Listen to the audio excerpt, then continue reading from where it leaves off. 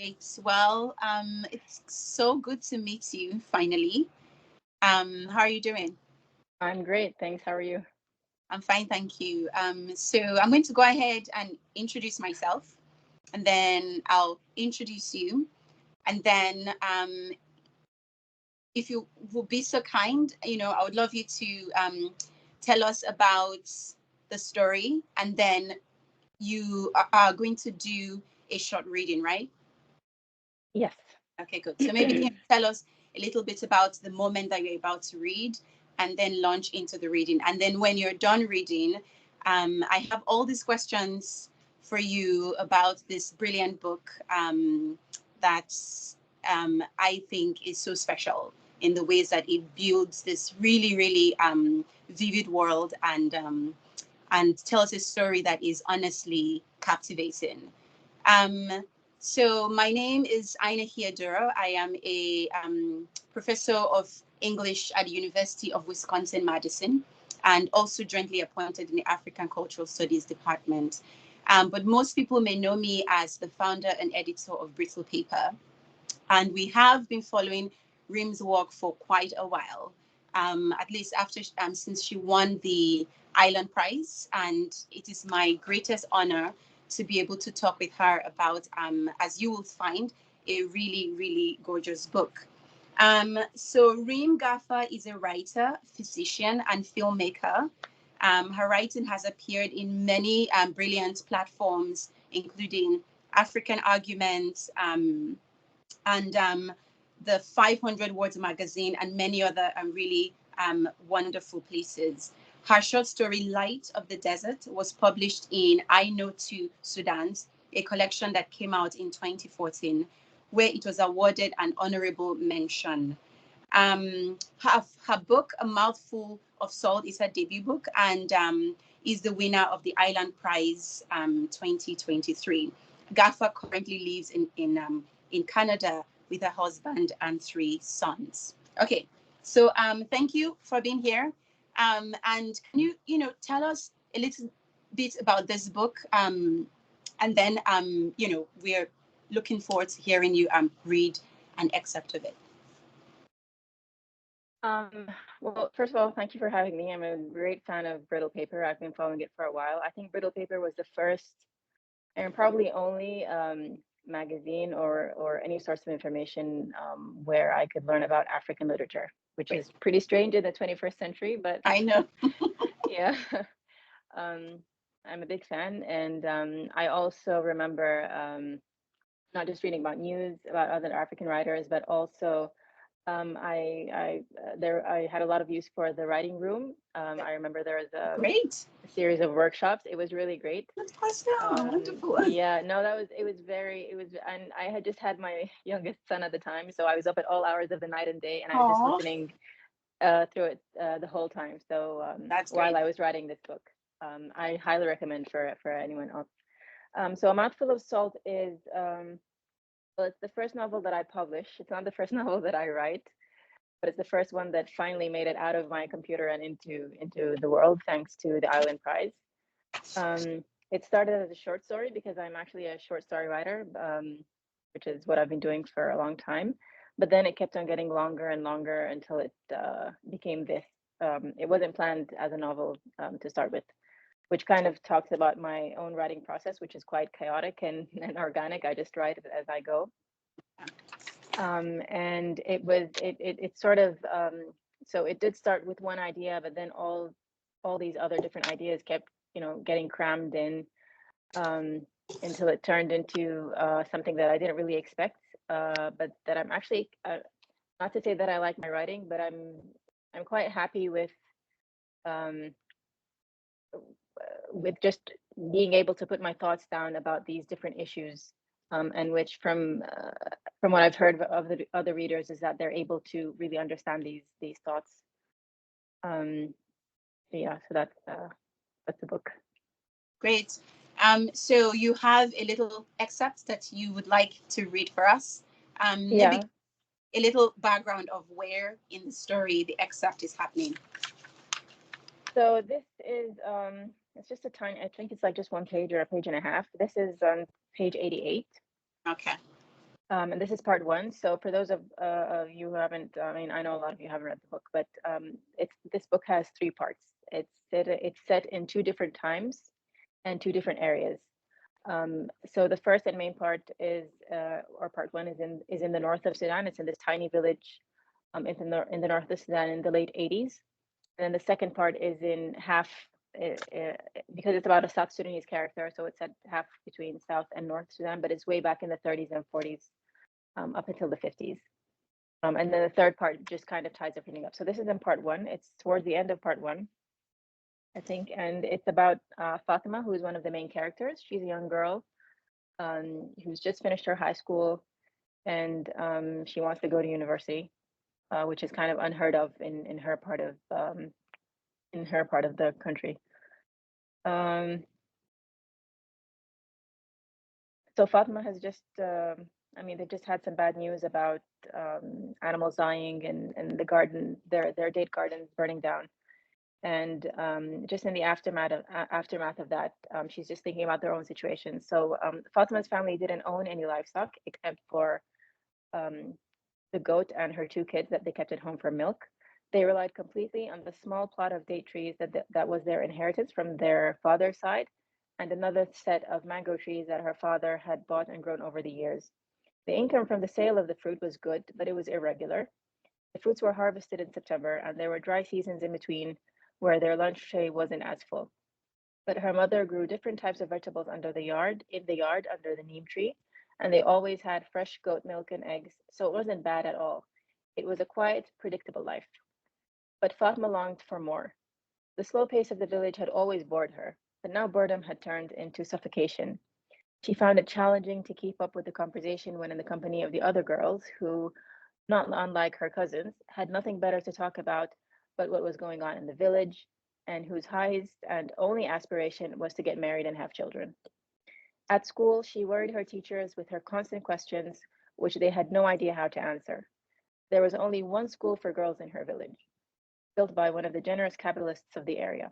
Until recently, it had only been a primary school, and most girls were pulled out by the sixth grade anyway.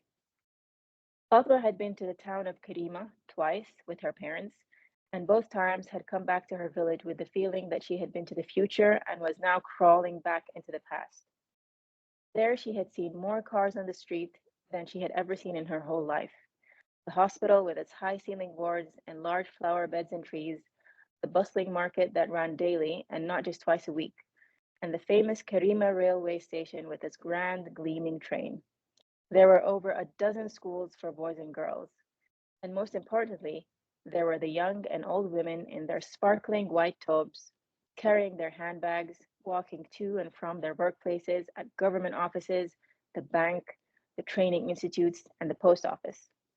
Fatma knew that she wasn't the only girl in her village who aspired to wear that white tobe, who wished for something beyond high school. But they all gave up on that aspiration so easily. Even her cousin, who used to at least entertain her questions, had always had her back when she faced the other girl's ridicule, had dropped her the minute her engagement had been finalized. She wasn't even married yet, and she was already talking like a boring married woman. The stories Fatma read of the world beyond her village further intensified her anxiety and made the streets look smaller and the walls closer. The highlight of her month was the day when Haj Adam dropped off her new books. But the books were so small and finished in less than 2 days. She also had the newspapers, which she and her mother took turns reading after her father had read them the headlines, which brought them news closer to home, from Khartoum, where the only constant thing was change. So unlike their village, which could have been set in stone. That's beautiful. Thank you for sharing that with us. In my rush to get started, I didn't really welcome everybody. Welcome everyone wherever you are. It's afternoon here in Madison, Wisconsin. Great to have everybody, and thanks to Saki Book for hosting this and giving us a space to share thoughts over this really beautiful book. So the part that you just read is for me the first moment that I sort of took a breath, right? Because from the moment the book opens, so much is happening.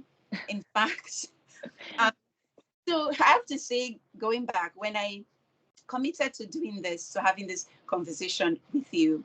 It's the end of the semester, and I was worried about when was I going to have time to read this book.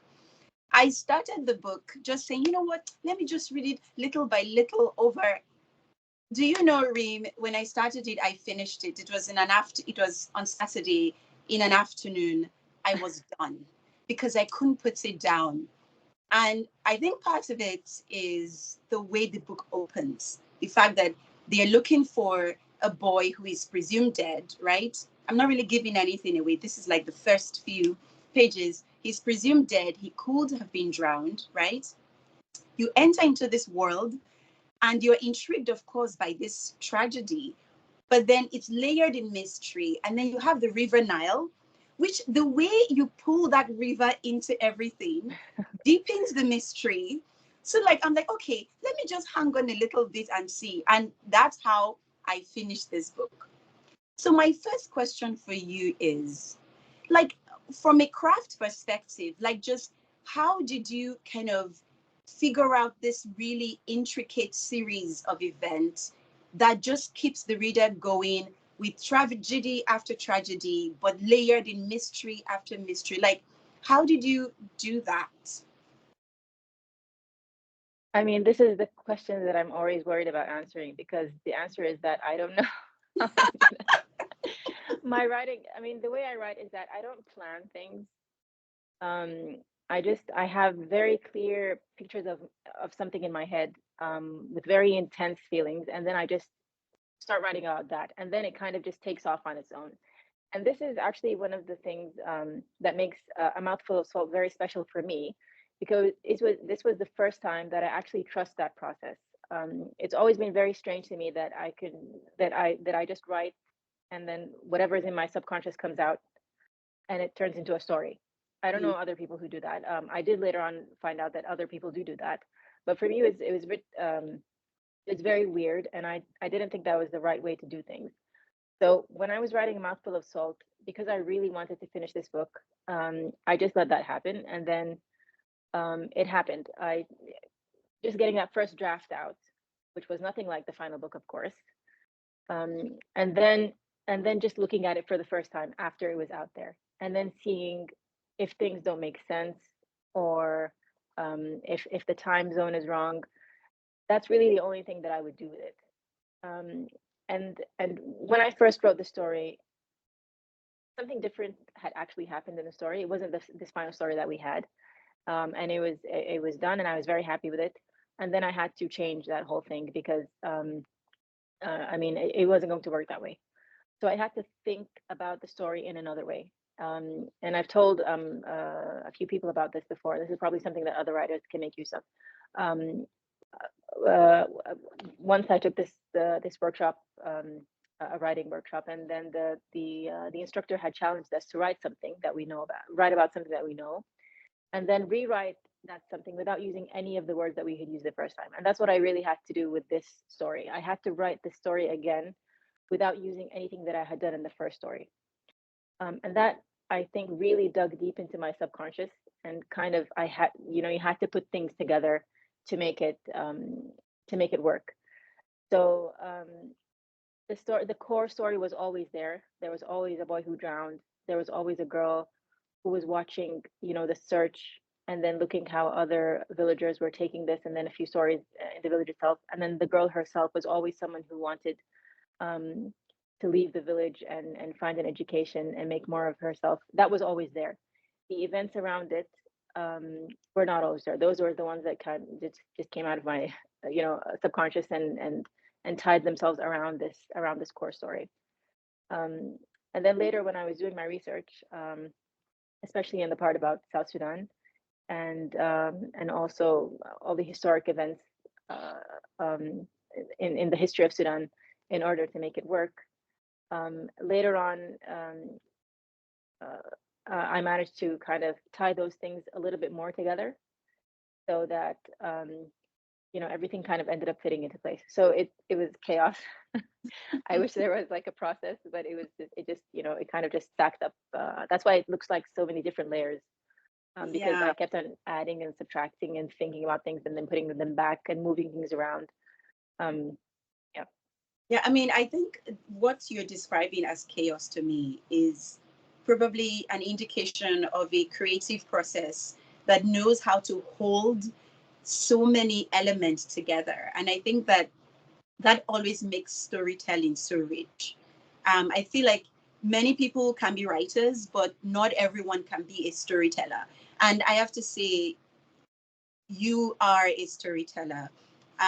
The way that characters can be simultaneously so defined and relatable, but that the worlds they exist in and the actions that defines their lives are so complex and really hold the reader's attention. I think that you did that beautifully. So, I mean, Thank you. with the drowning, is that detail or a context that came about simply because you're writing about a community that is by the Nile River? I was struck by that particular kind of tragedy as opposed to some other kind. Um, I think so, because the original story that I heard that kind of triggered off this entire novel was about a boy who drowned, but that boy, it wasn't a boy who drowned, it was a boy who had died. That boy had been hit by a car while staying with his grandparents, and his parents were there. They came back, you know, that was the original story that my friend had told me. So when I was thinking about the story, um, I think it started with Fatima, because Fatima is a character that has been in my mind for a very long time. She's also based on a true story of someone who went against the odds and who had the support of her parents to get an education. And Fatima was always in the village. And the village is similar to a village that I come from. I come from the north of Sudan, a much bigger village than this one. But it's kind of the same, you know, area. And even though I haven't lived in that village, I hear stories all the time, and I've known of stories all the time. And the one main constant thing, not just in that village, but in many areas in Sudan, is drowning. Mm, Even now, in this time and age, it is so constant. It happens to everyone. It happens to all, you know, people who can swim, people who can't swim, people who live by the river, people who have just, you know, they're just visiting yeah. relatives and they end up falling in. It's so, and it's so normal where we Mm, come from. It's not something that shocks people. I mean, it does shock people, the fact that someone has died, but yeah. the drowning itself isn't really something. It's very familiar to our communities all across the Nile, from the north into the south and north. Um, and so it's kind of been something that it terrifies me personally. I know how to swim, but I've always been terrified of the water.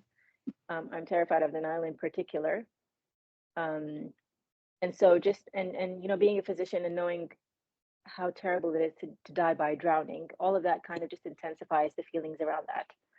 So when this boy died, um, to me, he was in the village because Fatma was there. And in the village, really the only way to die that way is by drowning, in a way that the villagers, it's part of their everyday life. It's not Mm, really something new to them, which kind of triggers, you know, the whole story, in that this is their daily life. I always write about normal people doing normal things, normal daily life mm. things, and drowning is really as normal as it gets where we come from. I see. That's fascinating. And so that brings up the question of the Nile and, just the way the Nile is almost like a character in the story itself. Um, I've always found rivers very captivating. They're different from the ocean or the sea. It's almost like it's a different kind of energy or atmosphere that a river brings. And I think you do a really good job of pulling in the river as a context for seeing these people's lives. I mean, tell us about the Nile, as this space that seems to have a really powerful symbolism in the story. Yeah. So the River Nile, like you said, rivers are very different from oceans. They really are, you know, characters on their own, even in, you know, in reality, not just in stories. Mm-hmm. They're very unpredictable. Mm-hmm. They are literally and figuratively turbulent. They can be calm and quiet at times, and then suddenly they just rise up and swallow everything. In Sudan in particular, I mean, in Sudan, I mean, the river is also part of everyone's daily life, in that in the villages they use it for transport, or they they use it for water, etc. In the cities they cross over it with bridges. They use it to generate electricity. It's something that people see every day, all the time. Again, it's a part of their daily life, but then it's suddenly so it always exists in the background of everything, until it becomes, the main event, Yeah. with flooding, with drowning people, everywhere. Again, not just in villages, but even in cities. Um, and so just that unpredictability, and the fact that it can be your friend one day and then it's not your friend anymore. Hmm. That kind of makes it, a character on its own. And then again, so the river Nile, I guess everyone knows, it crosses the country. Literally, it cuts it in half. It goes from south to north, from what was used to be, from South Sudan now, and then from the south of what was used to be South Sudan, until up to the north. And so it's not something that just exists in one part of the country. I mean, obviously there are parts of the country that don't have a river, but the majority is kind of defined by this thing that's passing through them, and which is causing so much trouble with the neighbors, and which is causing so much trouble for the people themselves by everything that's happening because of it. But also, without it, we really cannot be defined as a country without it. I mean, the Sudan has always been about the Nile, all the Yeah. way back until the pharaohs, until way before prehistoric times. It's always been there, and just the way that it flows, and that it changes direction in some places, and then it goes back to where it used to. All of that kind of just gives it a very an intimidating presence. Yeah, that's beautiful. Um, there's this, you write beautifully, by the way. Thank you. Moment when you say, the Nile was a trap that attracted and ensnared and buried all at once. It took as much as it gave them and more. I mean, it makes this, um, the river into this thing that is so intertwined in the people's life. It's tied to their grief, but it's also tied to their capacity to thrive and live as a community.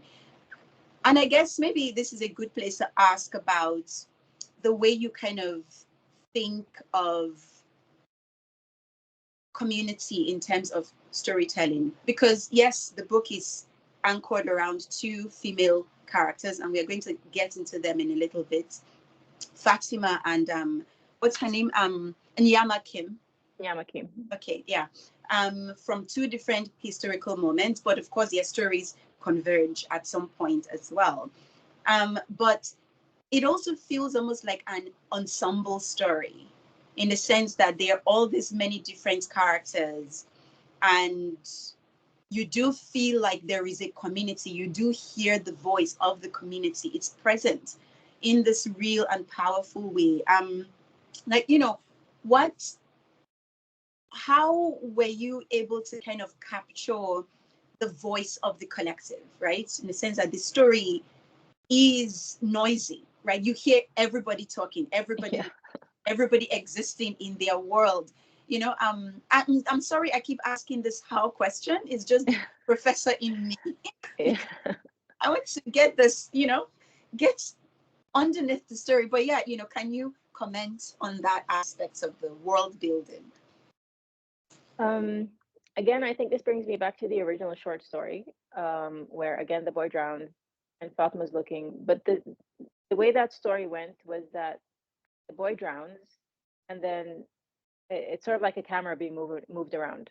So the Mhm. people are by the river, and then the person moves up towards the house of his family where they're waiting, and then the old lady appears. The old lady was also always there. Mhm. Um, and then Fatima kind of brings it back to her own house, and her fiance, and then the fiance has his own story, and then it kind of comes back to the river again. Mhm.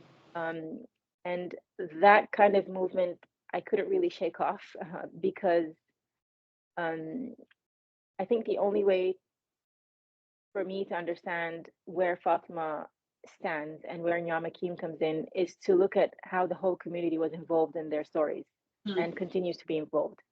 Because really, the main issue that they're facing are their families and community. Right. Um, and for me, the community, it's easy to think of the community as a thing or a mass which just, judges people and does things, but it's actually a community in the end is made up of individuals. And these individuals, yes, they do collectively make decisions or, do things to the individual, but in the end, they all have their own kind of stories and backgrounds that might feed into these decisions. And they all have their own doubts and they all have their own fears, um, regardless of whatever disagreeable actions they do in the end, as a whole community. Um, and so that kind of kept on creeping in while I was writing. Even though I know it can be, like you said, it is quite noisy. It's No, I mean, often when you're writing, in a good I, way.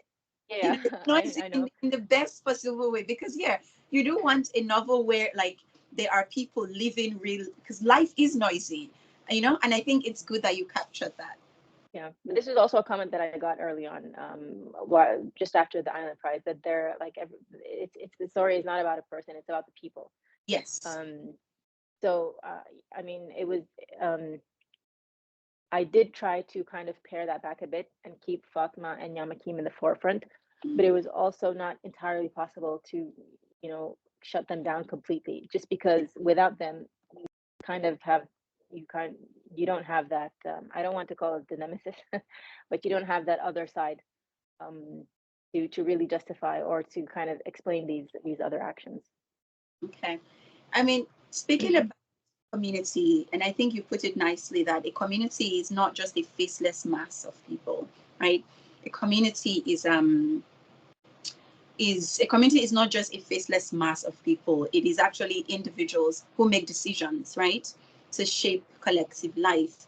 One of the things that you address in the book is kind of, I don't know whether I'll call it racism or tribalism, right? We meet characters who, you know, in the name of love, right? They try to cross certain kinds of tabooed boundaries, and they are met with resistance by their community. And so this is taking us to Nyama Kim's story. I mean, why did you think that that was an issue, you know, that needed to be addressed? Um, so think about that. Think about this. This particular issue Mm-hmm.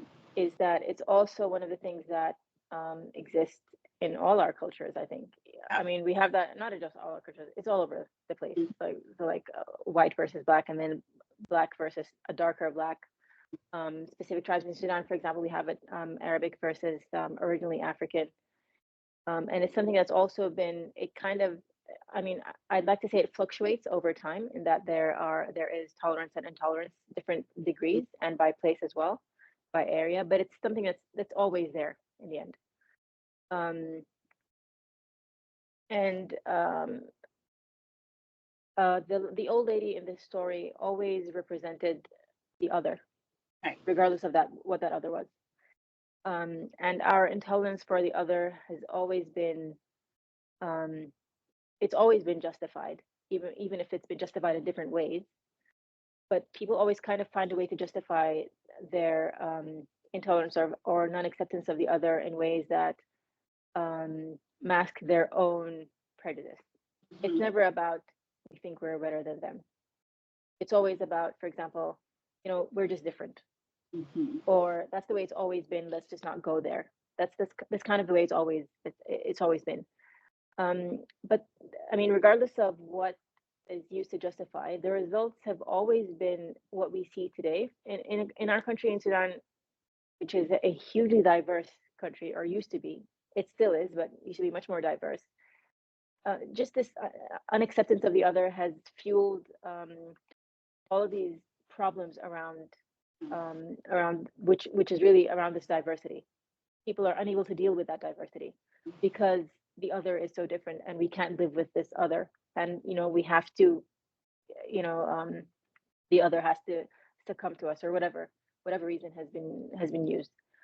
And that's not just with the South. It's within, you know, different communities, different tribes in Sudan. Sudan is still a very tribal, you know, society, even though we've come very far. But people still kind of fall back on their origins, and how different their origins are from the other person. And just seeing that really devastating effect of how this affects our collective identity and how it's led to all this trouble and all these wars, really, I think, if not 100%, 99% of the conflict that's been going on in Sudan for decades has been because of this, unacceptance of the other and not really able to coexist peacefully. Wow. I mean, thank you for saying that, because it's a universal problem. I live in the US, right? And I live in a majority white state. And the question of racism, even, where it's overt, as in, you hate this person and you want to, it's clear that you want to hurt them, or the kinds of racism that you experience in daily life, that could be simply, a kind of micro aggressive Yeah. situation, right? It all looms over us. And even here in the US, the polarization of politics, in Canada, I imagine that things, are still are also turbulent. So I think reading a book that sends a powerful message, right, of the true connections that tie us, right, which is why, I'm not going to give anything away, but the end is so powerful, like that moment. I was just like, wow, it was worth every minute getting to this really beautiful moment that you are able to depict. And that just helps us to think about what really connects us at the end of the day. When we strip aside all these politicized differences, what truly connects us as humans and as people. I thought you did a good job of capturing that. Thank you for that. Thank you. I think, maybe it's time for us to talk about the women in the story, which I'm really excited about, and I love it when writers build just really rich, lush worlds around women's experiences. Um, when I started reading Anyama Kim's story, I was worried, that her story was going to be reductive. I was worried that she was going to be the kind of tragic person, that sort of becomes a foil for this. Yeah. Worried. But then when I got to a certain point, I said, oh, wow, okay, Reem, like, she came correct.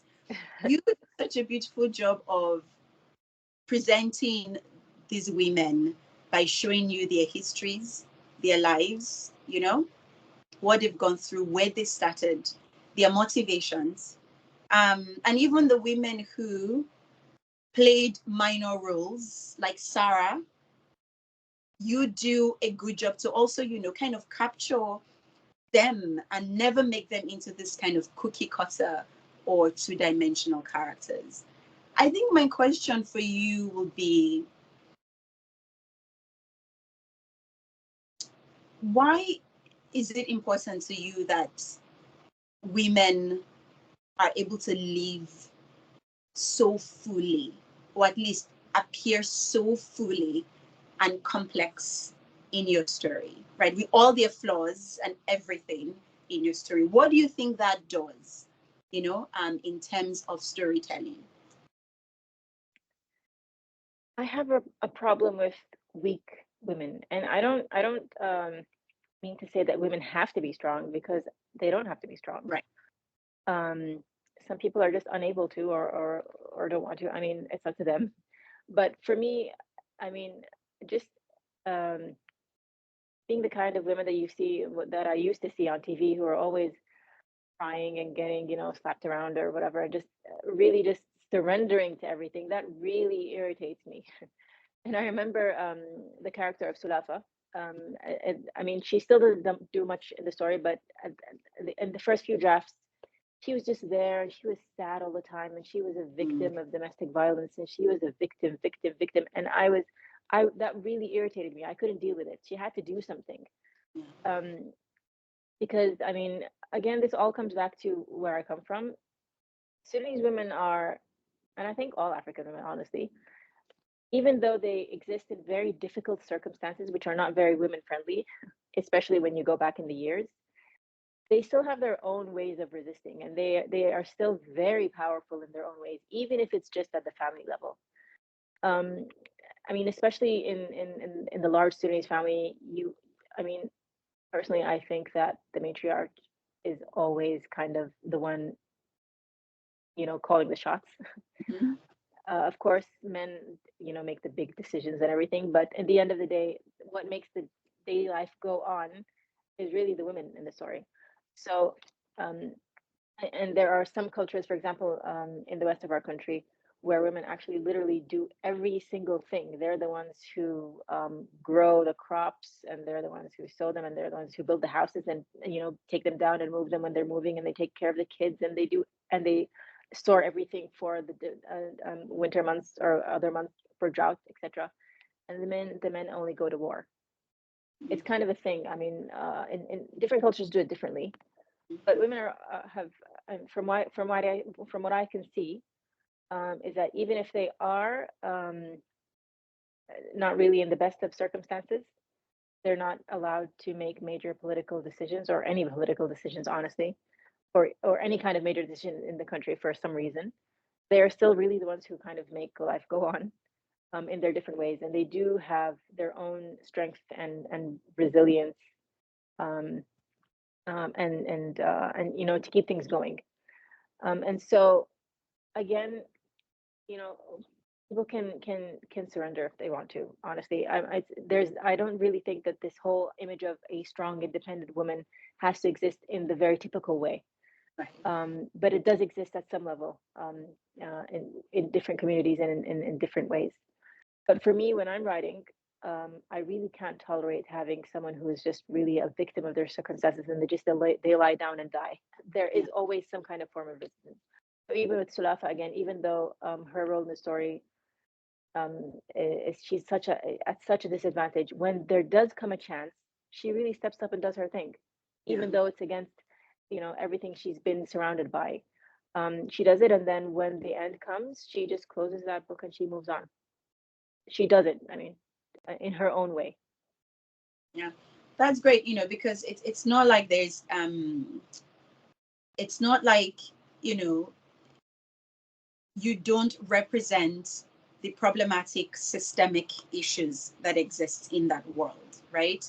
It's clear that men have a disproportionately more public facing power, and it's clear that the narrator thinks are okay, and it's clear that the women are aware of that. There's this beautiful moment. I'm not giving anything away when Fatima is talking to her mother, and she's like, "What is a coup?" And then her mother describes a coup by Yeah. saying, but I thought it was just so beautifully feminine. It's just like, a coup is if, for example, me and you one day told your dad that we are not going to do anything. He's going to have to cook. He's going to have to do all the washing. Essentially, a coup is a household toppled over. And I was like, yeah, Yeah. I'm all for that imagery. So, these women know that things are not always the way they should be, right? And that they are working within certain constraints, but they also express themselves in ways that are powerful. And then you have somebody like Fatima, who is rebellious. She doesn't really fit the mold, and she is, kind of focused on breaking free from that world, and finding a new life for herself. All of that is really beautiful. Um, I'll have one last question for you, and then turn it over to the audience. So please, anyone, if you have a question to ask, begin to formulate your thoughts. So it's hard for anyone who reads this book today not to think about what's going on in Sudan today, right? To kind of place both um, worlds in relationship to one another, because you do kind of capture the moments of independence, right? In the 50s, and then we come to the 80s, but you can already hear political, turbulence happening. And then today, we are in the midst of a really deadly conflict. So how do you see this book kind of how do you think readers should see this world that you've built in relationship to where things are today? There are two things I think to see here. The first and most important thing is that the people are not the government or the politics do not represent the people. The people are they've always been in their own world. They're trying to get their day-to-day life in order, from way back until now, and even now it's become even more intense, of just because it's become more difficult just to have a normal day-to-day life, taking kids to school, doing your groceries, getting your check at the end of the month, paying for rent, all of that. So and within that day-to-day life, you have the very normal and the very nice things about the community, their neighborhood, their neighborly feelings, taking care of family, listening to music, all those mundane normal things that is not at all represented by the politics or the people in government. It's kind of difficult to see that when you really know nothing about the country. And Sudan has been, literally cut off from the world for the past more than 30 years. Whatever news does get out is about war and conflict and poverty. No one knows the Sudanese, and no one is very interested, honestly, to know them. Just because they've been so, removed from the rest of the world in these past, 3 decades under the National Congress Party ruling. So the first thing from my writing, and really if you read other Sudanese books, it's about knowing the people as a people, not the country as Sudan. And then the second thing is that everything leading up to the current moment, the current war that we're in, it goes way back. It's impossible to define a single moment or a single event that set everything off. And it's possible to just, reduce the current conflict into one thing. If it's, urban versus rural, or army versus people, or Janjaweeds versus whatever. People are always trying to kind of, just name it and frame it into one thing. This is especially when we see foreigners trying to write about the war in Sudan. They're always trying to reduce it to one thing or two things at most. You can't do that. It has so many layers. It goes way back. It is very complicated. Not too complicated to understand, but too complicated to reduce to just one thing. And frankly, it's a bit insulting when people try to do that. To try and just call it a civil conflict. It's not a civil conflict. It could be seen as that, but it's not. There's too much going in there to just be a tribe versus another, or anything like that. So that's the second thing I think that the book might show, because you can see how every major event, not just in this book, but in Sudanese history, has always been preceded by something else that was leading up to it, and all these other multiple root issues that kind of were feeding into this, and either amplified it, or gave it a different dimension, or turned it in a different direction. You can see that all along the history of the current century, and the century before that, and even the century before that, honestly, until it leads up to this moment that we're in now. And I think this moment that we're in now is obviously leading to something else, hopefully something better. It's hard to be optimistic at the moment, but it's a process that we have to go through, just because as a result of everything that we've been through in the past. Yeah.